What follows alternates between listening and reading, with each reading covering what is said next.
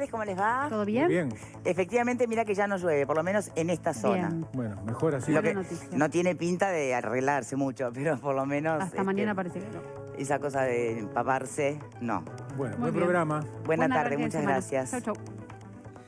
Bien, no sé qué tan buen programa va a resultar este. En realidad lo que tenemos que poner a debate hoy, una vez más, tiene que ver con el escenario de la inseguridad, de la delincuencia, uno de los ejes principales a luz vistas en esta campaña electoral, que cada tanto tiene un nuevo protagonista, por algo que dijo alguien y entonces le retrucan los demás o lo critican.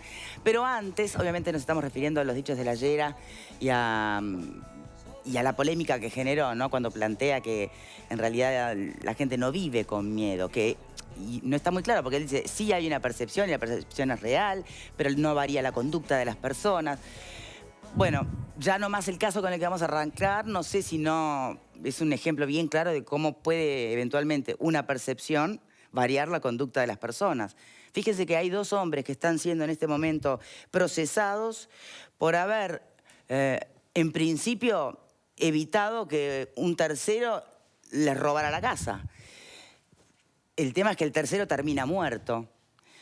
Y aquí empieza entonces el problema de siempre, que en algunos casos es mucho más claro de visualizar, en otros genera polémica, como en este. ¿Por qué terminan procesados? ¿Acaso, bueno, no se configuraba legítima defensa? En un caso similar, tal vez otro juez hubiera tomado otra decisión. Acá lo que hubo fue un acuerdo entre Fiscalía y la defensa de estos dos hombres, lo que también plantea la situación de otra manera. Vamos a repasar la crónica y después lo analizamos.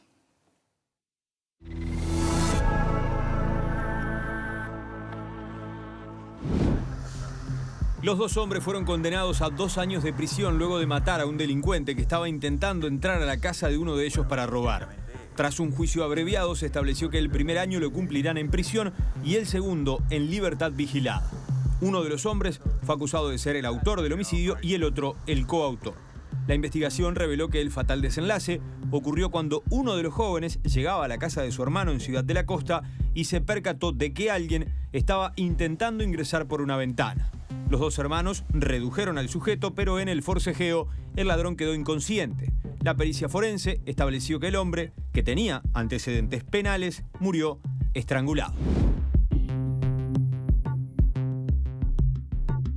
Bien, creo que hay una corrección que hacer y es que murió por asfixia, no sé si es lo mismo. En definitiva, los datos así que manejamos, que se manejan públicamente, bueno, generan ciertas preguntas, ¿no? Porque no parece ser esta la misma resolución de otros casos similares. Supuestamente el ladrón estaba entrando por la ventana de la casa. Aquí la figura del arresto ciudadano es más complicada porque no estaba en la vía pública, estaba entrándole a la casa. ¿Por qué no se configura, bueno, legítima defensa? ¿Acaso se trata de un homicidio que fue accidental o no? Como tantas veces uno analiza situaciones en las que, bueno, por defenderte o de un delincuente, terminas sobrereaccionando, ¿no? Con todo el riesgo que eso conlleva. En este caso se cobró la vida de este hombre.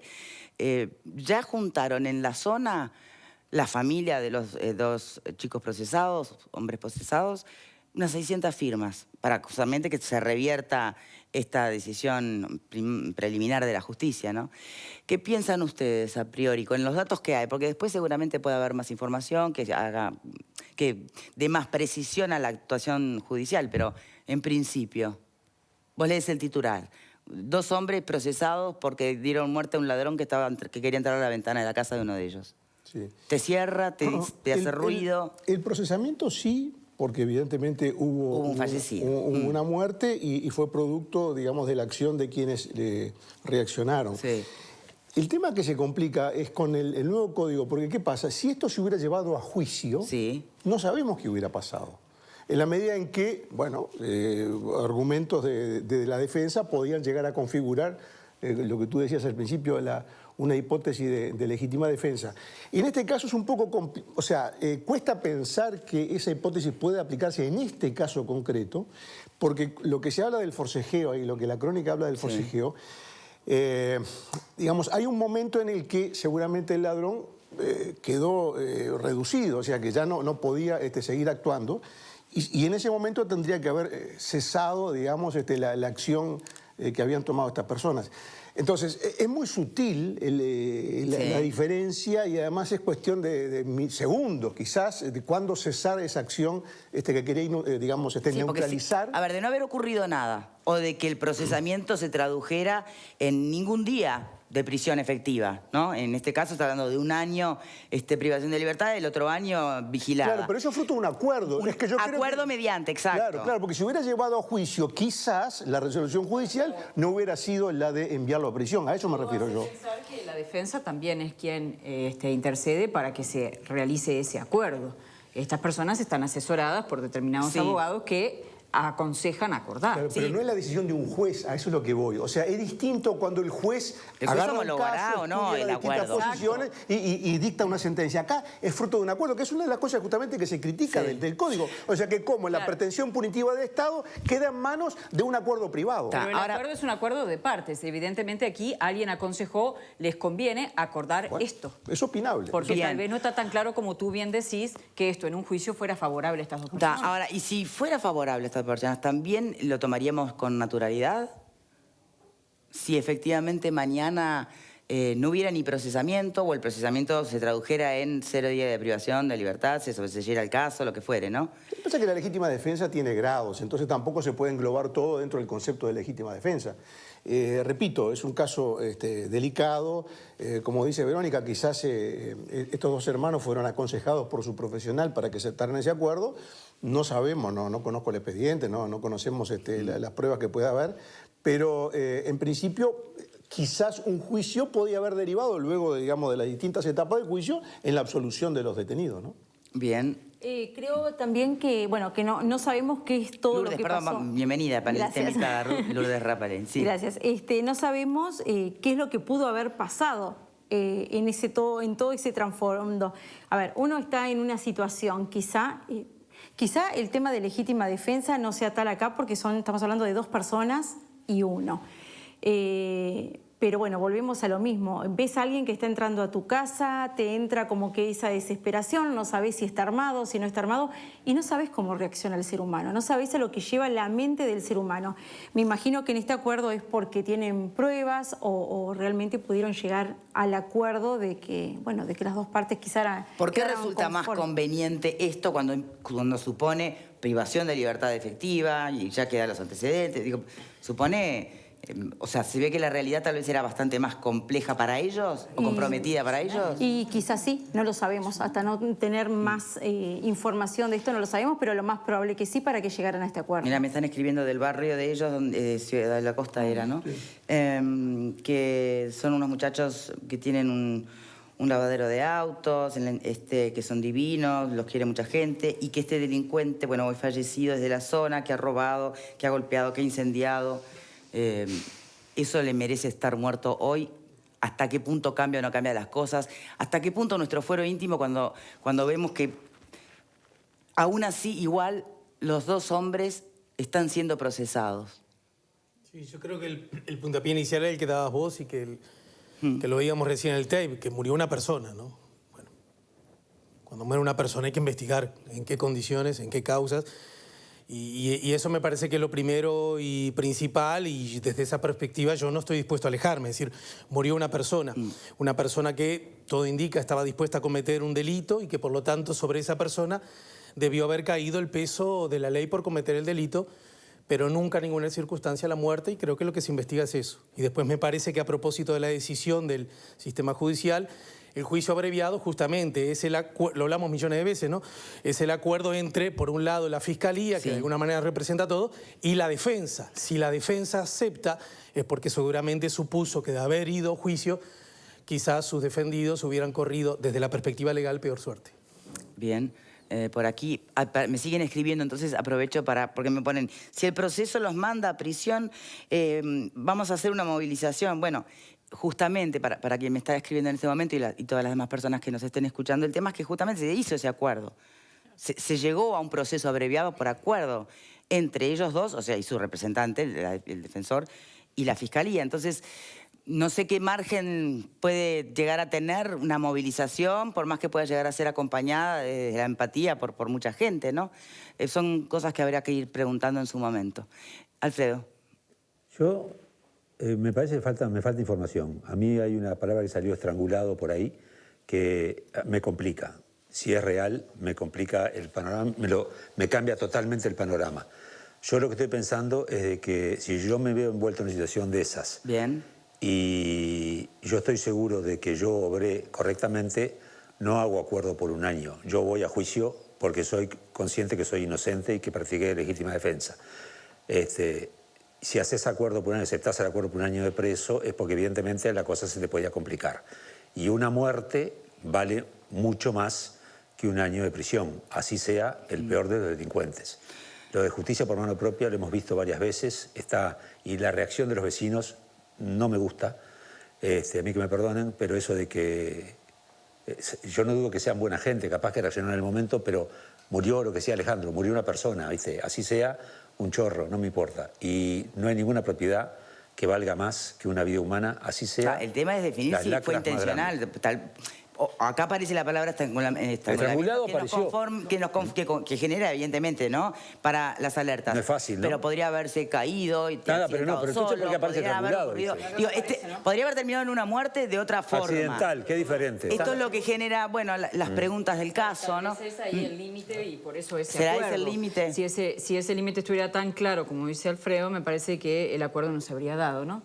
Estamos hablando de un año de prisión que sabemos que es muy complejo para cualquier familia atravesar esta situación, pero creo que la base sigue siendo, realmente estamos conscientes de qué es la legítima defensa y qué no lo es. Yo recuerdo cuando estuvo Aler aquí que fue bastante claro la última vez que vino. Sí, claro, pero que uno termina con más preguntas que certezas. Bueno, pero hablaba de un aspecto que a veces nosotros decíamos la proporcionalidad y él nos decía, no es la proporcionalidad, sino la racionalidad, ¿no? Quien se pone en ese lugar es la justicia y bueno, y en este caso la Fiscalía entiende que hay mérito para esa condena, que no implica que yo no comprenda a los vecinos, creo que también las dos cosas se pueden dar. Ese cambio de actitudes del que después vamos a hablar en parte del programa con las declaraciones que decía la Yera, yo creo que es real. Estamos modificando nuestra conducta. Hoy estamos bajo no sé bueno, si es una psicosis colectiva. Por eso quería atarlo con el tema que viene. Tal vez uno pueda controlar más sus impulsos a la hora de defender su casa, su propiedad, su vida o lo que fuere. Tal vez no lo sé. Estamos fallando porque hay que estar en la situación. Hay un contexto también que hace que las personas actúen de determinada manera. No están solamente racionalmente en ese momento frente a esa situación de peligro, sino que el peligro es hoy todo lo que puede llegar a pasar, todo lo que ves que pasa. Entonces, es bastante complejo el asunto, no es tan sencillo desde el punto de vista cultural. Tal vez desde el punto de vista de la justicia sea más simple. En la crónica no aparece ningún dato de armas mediante, ni que el delincuente estuviera armado, y que tampoco hubieran empleado ninguna arma los dueños de la casa, ¿no? Uno era el dueño y el otro era el hermano que iba de visita. Pepe. Feliz cumpleaños, querido. Lamento que nosotros tengamos esta onda para celebrar tu cumpleaños. No, para nada. En los últimos tiempos estamos los ciudadanos muy acostumbrados a debatir sobre fallos de la justicia y eso está muy bien porque el debate es propio.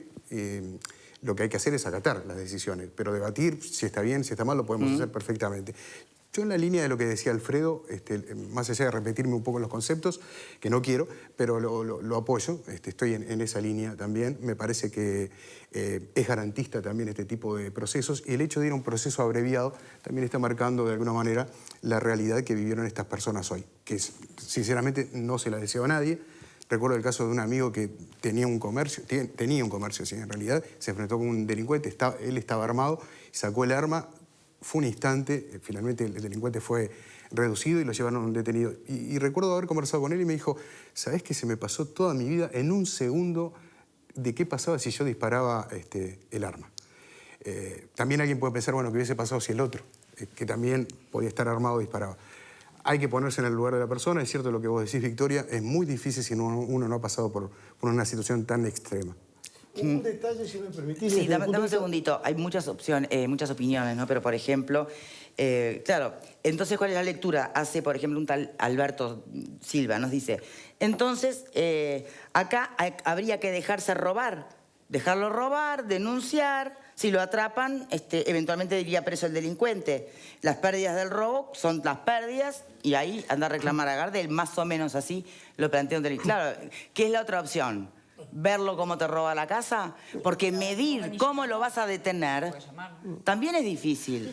Sí, claro. Entre eso y la muerte de una persona. Sí, yo quería digamos, incorporar un aspecto del tema que no es lateral porque hace al tipo penal que le adjudican a estas personas, y es la figura del homicidio ultraintencional. Esto es un detalle importante porque el homicidio como, digamos, simple, por llamarlo de alguna manera, se califica por el que con intención de matar diere muerte a alguien. El homicidio ultraintencional, en cambio, no implica la voluntad de quitar la vida a otra persona, sino que el resultado de la muerte va más allá de la intención que tuvo la persona en la acción que finalmente provoca la muerte. Entonces, es un detalle importante porque aquí no estamos hablando de una intención de quitar la vida en represalia o como defensa de un intento ¿Se de habrá robo, ido de las manos? sino una consecuencia no buscada, no querida, no intencional, que fue fruto de esa acción defensiva. Por eso yo decía que quizás en un juicio, con todas las pruebas y testimonios y pericias, quizás esta situación podría tener otro desenlace. Pero entiendo lo que dicen ustedes en el sentido de que, bueno, en la premura de cerrar el asunto se haya optado por este camino, que siempre es un camino riesgoso, porque, digamos, quita de la escena a la figura fundamental que es el juez, el que después de escuchar a las partes dicta una sentencia. Aquí eso no lo tenemos, aquí lo tenemos es un acuerdo de partes. Sí, exacto. Ni siquiera estamos cuestionando ningún fallo de un juez, porque no llegó ni siquiera... Exacto. Perdón, Lourdes, sí. No, creo que es así tal cual. No llegó a ningún acuerdo y bueno, perdón, se llegó a un acuerdo, no llegó a la parte del juez, pero sí, hay que entender, nada quita lo que es perder a alguien, ¿no? Perder una vida humana, pero bueno, también hay que estar en esa situación. Bien, acá me plantea un abogado a quien le estoy agradeciendo por su comentario, porque me ilustra bastante. Dice, acá la discusión es entre dos delitos, el homicidio y la justicia por mano propia. La legítima defensa es la eximiente de la responsabilidad penal que atraviesa a ambos delitos, claro. De acuerdo. Acá hay dolo, la ultraintención es cuando la muerte excede a la intención de la gente. Y sigue, dice, escribiendo en cuanto me mande, tenga los dos clics, lo vuelvo a compartir. Siga trabajando, que le agradezco, estimado Gumer. Pero, perdón, una precisión. Sí. El dolo es la intención de hacer algo. Si es homicidio ultraintencional, quiere decir que no hubo intención, no hubo dolo, y por lo tanto la voluntad no fue la de cometer un homicidio. Sí, exacto. Eso hay que subrayarlo también, ¿no? Bien. ¿Por qué convoca tanto mensaje este tipo de temas, este tipo de situaciones? Sí, porque todos sentimos que podemos llegar a estar en esa situación. Creo que ese es el punto, ¿no? Nadie está libre de estar enfrentado a esa situación. Y creo que nadie sabe cómo puede reaccionar, nadie sabe las herramientas que en ese momento tu personalidad despliega. Es realmente muy triste lo que nos está pasando, de un lado y del otro. Perdón. Libera los peores miedos también que puede tener cualquier ciudadano o ciudadana, que es de un momento a otro poder terminar en la cárcel, en una situación inesperada.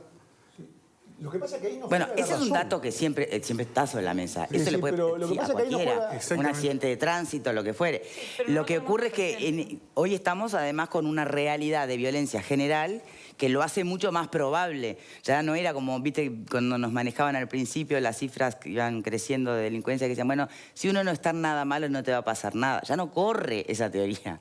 De rebote le pasa a todo el mundo, ¿no? Entonces, Y la razón juega poco, además, porque acá nosotros estamos conversando, somos 7 personas que estamos cambiando enfoque sobre un tema que bueno, no nos tocó de cerca, pero la razón, cuando una persona está involucrada en una situación de tanto estrés, ¿verdad? De tanto agotamiento físico y emocional, la razón juega un papel muy secundario, porque en ese momento la gente no calcula, bueno, si hago esto, si hago lo otro, el código, la figura, se reacciona de una manera que es mucho más primitiva en el sentido originario del término, o sea, la razón como evolución del ser humano a lo largo del tiempo fue adquiriendo, nos fue dando cierto nivel de conciencia que hay momentos en que desaparece, cuando actúa el impulso, cuando los sentimientos primarios del ser humano afloran. Y esta situación es una típica situación donde afloran los instintos primarios del ser humano, que ni siquiera... A mí me pasó hace 4 años estar en una situación similar.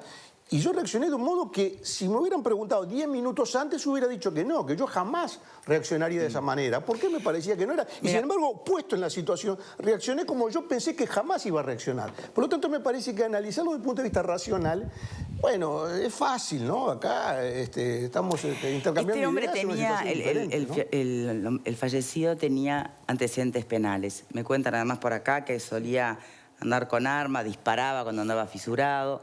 Es decir, evidentemente viste que en algunos barrios hay personajes claves que tienen atemorizados a todos.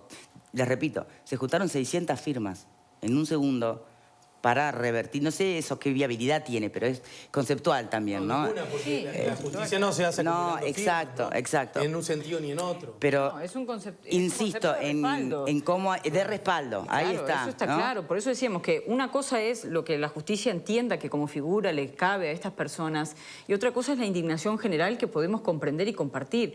Y creo que son parte del mismo fenómeno. Cuando no se confía en otro contexto, tal vez ese que llegaba hubiese llamado a la policía. Tal vez no le dio el tiempo, tal vez también opera la falta de confianza respecto a que van a venir y van a venir en tiempo. Hay toda una cuestión que desplaza el tema de la seguridad del Estado y lo pone en las manos de los vecinos. Y creo que eso es siempre un aspecto muy negativo. Por eso cuando nosotros aquí lo hemos tratado siempre hablamos de quien está entrenado para enfrentar a los delincuentes no somos los vecinos. Pero no solo eso. Para eso está la policía. No solo eso, viste que una de las cosas que los vecinos le pasaron un mensaje a Victoria, dice, ha cometido incendios, ha robado. No es motivo igual para terminar con la vida de él, pero también nos llevamos a cuestionar a lo de siempre. A ver, ¿esto se pudo haber evitado? Y yo creo que sí, que quizá si hubiéramos actuado en tiempo y forma se hubiera evitado.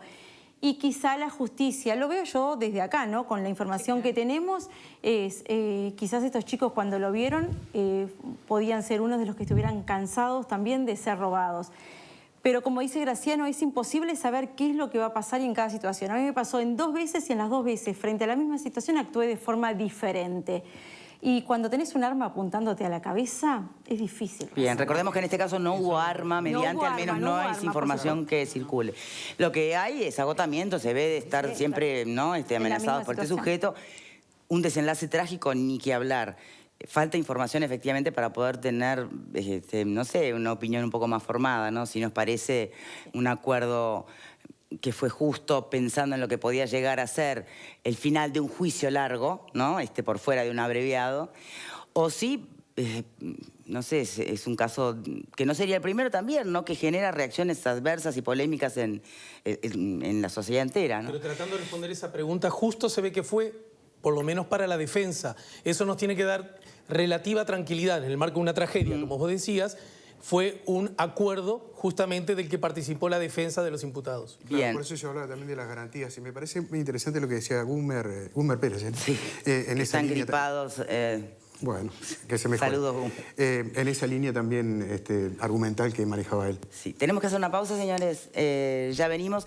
Comentarles nomás que teníamos prevista una telefónica con el suegro de uno de los muchachos procesados que nos iba, bueno, a manejar con un poco más de detalle todo lo sucedido, pero está en fiscalía, se ve que no pudo liberarse para responder. La tendremos en otro momento u otro día tal vez. Pausa y ya venimos.